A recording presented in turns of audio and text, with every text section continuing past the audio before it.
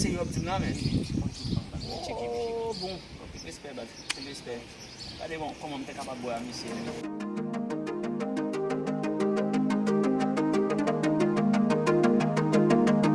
Respect, bad. A gen la mesi. Oh! Pase. Bozi. Bad. Gade bozi pou yo. A pase.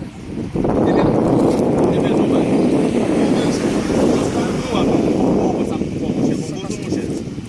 Bad. Osi fam nan kote men. Jek nou kota ou kabel men. Bad. Eke kode men.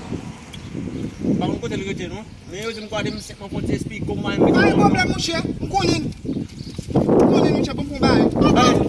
Ben jemi men. Mkonin mon cher. Men ki bol rete men. Mon bak de ya men. Yo a rete men. Dek. Masa pom, koman yon ko? Bakon non men. Mwen do di mon cher. Mkonin. Ma barul. Maman son fam. Bel bay.